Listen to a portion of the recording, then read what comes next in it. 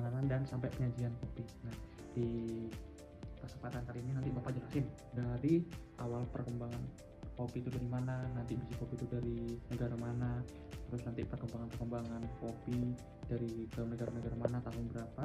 Setelah itu Bapak jelaskan perkembangan coffee shop, dari trennya coffee shop itu dari tahun berapa.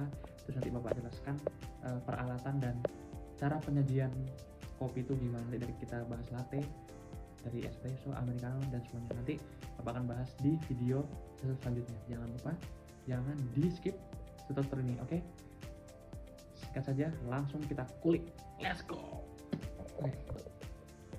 Ya, sebelum Bapak lebih jauh menjelaskan tentang kopi, nah, Bapak ingin menjelaskan dulu terlebih dahulu sebelum seorang yang jaga di bar, coffee shop atau dimanapun di resto itu harus, pertama ya, apalagi orang bar servis harus rapi. Oke, kita pertama cek dulu rambut harus rapi, kanan kiri sebenarnya harus dipotong sih, harus pakai pomade atau pakai powder bisa.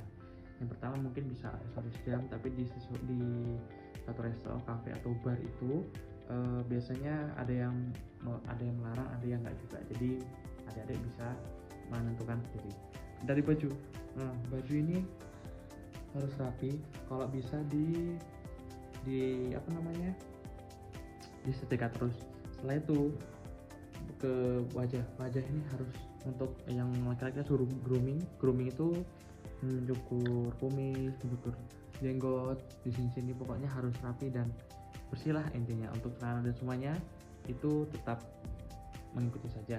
Nah, untuk sepatu bisa nanti pakai pantofel, dan ya pokoknya mengikuti dari peraturan SOP. Pokoknya intinya adik-adik di bar harus rapi, harus komunikatif, apalagi nanti produknya nanti ditanya latte gimana, itu gimana, mungkin orang-orang harus banyak yang awam gitu. Oke, dari itu situ saja dan kita lanjut yang lain.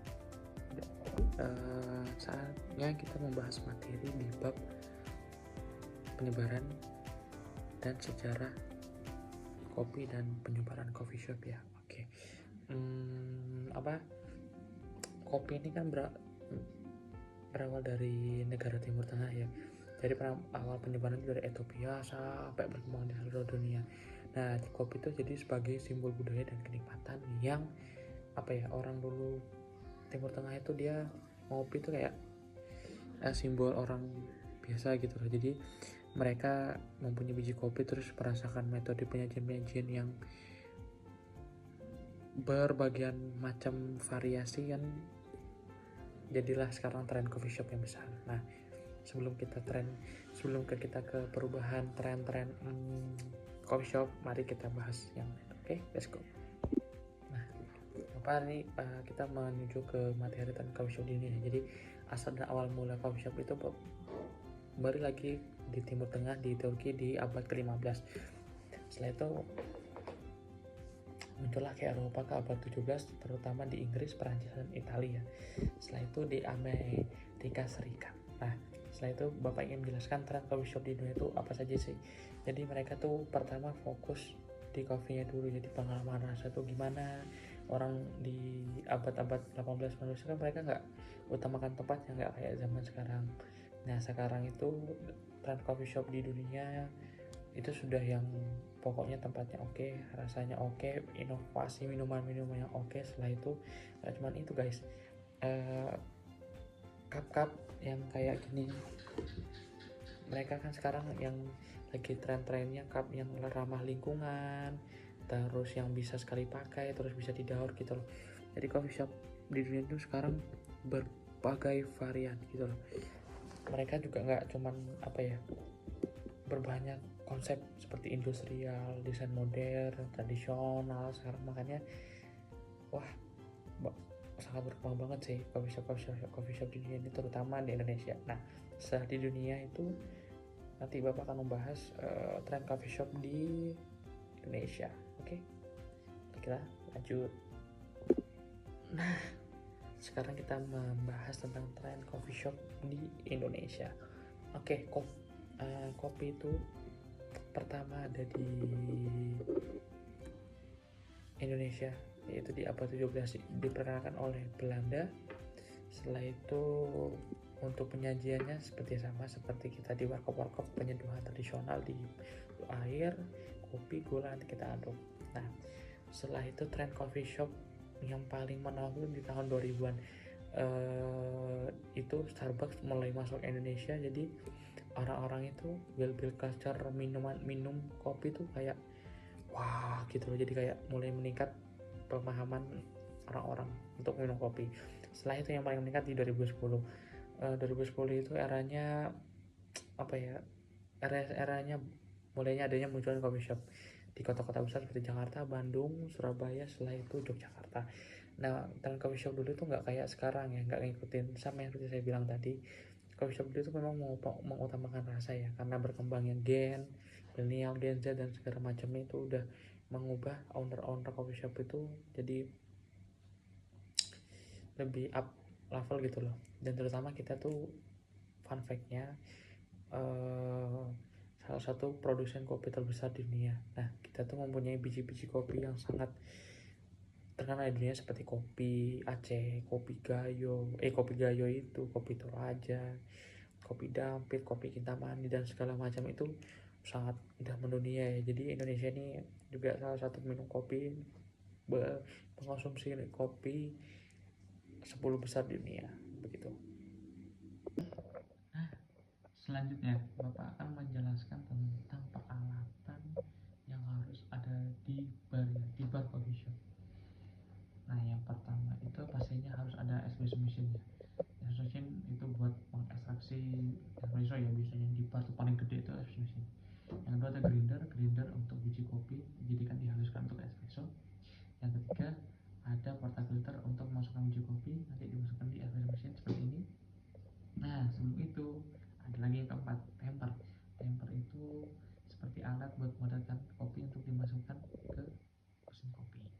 Nah, di sini itu ada pitcher atau mixer itu buat susu dimasukkan di mixer itu, nanti di foam, nanti dibuat latte, cappuccino dan lain-lain. Nah, setelah itu ada timbangan itu buat apa ya, resep standar kan semua coffee shop tuh punya resep standar ya, untuk minuman kopi ini berapa gram, terusnya berapa gram, sampai sirup dan kawan-kawan harus ada skala biar semua minuman beverage itu udah oke. Dan selanjutnya Bapak ingin menjelaskan tentang perbedaan biji kopi Arabica dan Robusta ya. Biasanya itu latar banget di coffee shop sekarang ya. Biasanya Arabica tuh punya rasa segini, Robusta tuh seperti ini. Nah, Bapak ingin menjelaskan pertama untuk Arabica. Arabica itu kopi yang rasanya lebih sedikit asam, fruity dan agak rasa-rasa buah-buah ya. Nah, biasanya Arabica ini dipakai semua minuman sih sebenarnya, tapi tergantung konsumsi. Biasanya ya nggak terlalu asam dan pekat ya, untuk kayak seperti Robusta. Oke, dan seperti itu.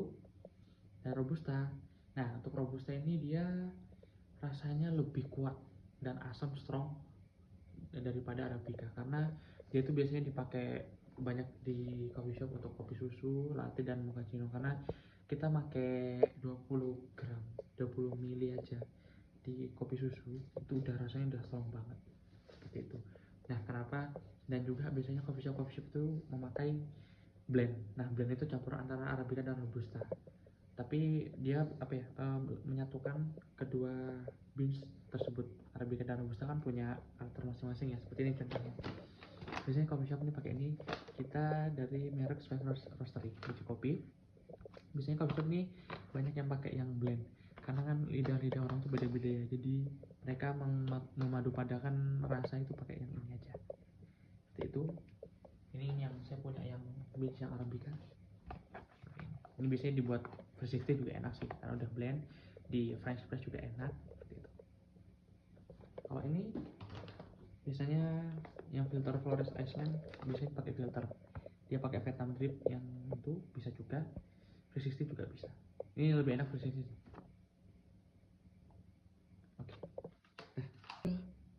Oke, nah sekarang Bapak ingin menjelaskan perbedaan perbandingan air, susu dan espresso terhadap americano, latte, cappuccino dan mochaccino. Oke, sekarang kita mencoba perbandingan. Nih, lihat sini agak dekat. Ini nanti bisa terlihat perbandingan air dan espresso. Ya, kita perbandingan air dan espresso untuk americano ya. Karena americano nggak pakai susu. Pertama kita pakai 120 ml air.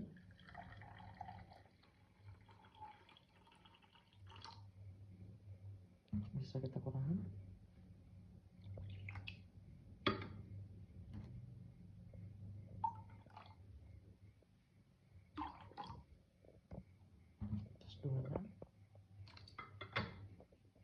Terus 19. Nah, bisa kurang lebih dari seperti itu. Dan espressonya kita pakai 30 ml saja.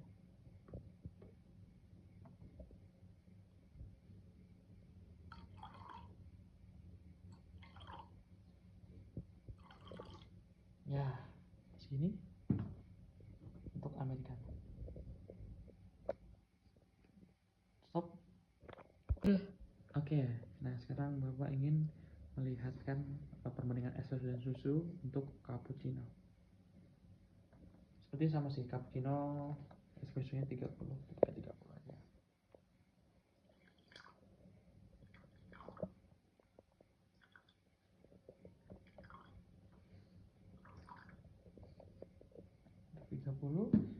Nah, ini untuk perbandingan bisa di zoom ke depan. Ya. Nih, untuk espressonya itu segini. Sama sih sebenarnya. Untuk susu kita pakai 60 ml aja. Nah, biasanya untuk di foam itu 30 ml karena kita nggak kasih foam, cuma sama seperti latte tadi kita perbandingan saja. Nah, kita cukup lihat perbandingan saja. Coba bisa agak zoom.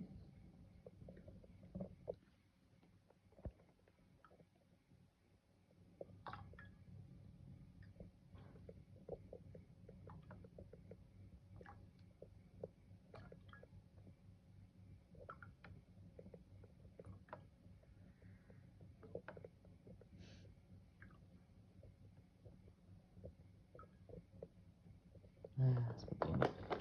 Kita bisa lihat perbandingannya. 3 minuman ini. Ada deh bisa mendingan dia agak, kalau bisa di kanan di kamera ya, dia lebih agak pekat sedikit cappuccino karena dia nggak seperti latte dia lebih ke foam dan susunya. Nah, untuk americano yang biasanya dia cuma pekat biasa espresso dengan air, untuk cappuccino ini ya segini, dia rasanya imbang, kopi iya sama susu iya. Untuk mochaccino sebenarnya sama seperti latte dan cappuccino, dia kan dia cuman bedanya dia itu ditambah coklat bubuk sekitar 30 gram seperti itu. Ini untuk basic latte dan minumannya saja sih. Oke, nah sekarang Bapak ingin melihatkan perbandingan espresso dan susu untuk cappuccino. Seperti sama sih, cappuccino espressonya 30 aja.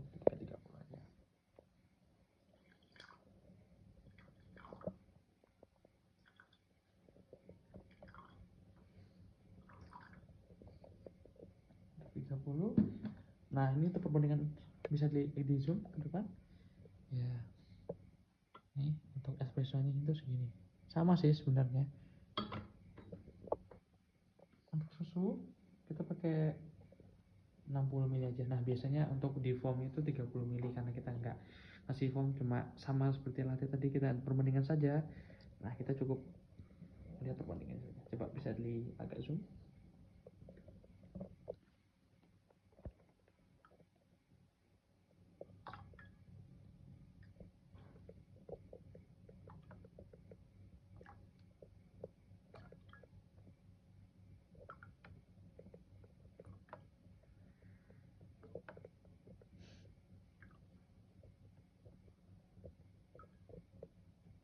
Nah, seperti ini. Kita bisa lihat perbandingannya. 3 minuman ini.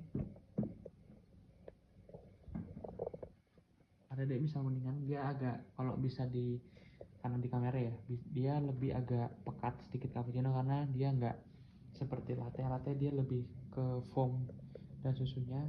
Nah untuk americano yang biasanya dia cuma pekat biasa espresso dengan air, untuk cappuccino ini ya segini, dia rasanya imbang, kopi iya sama espresso iya.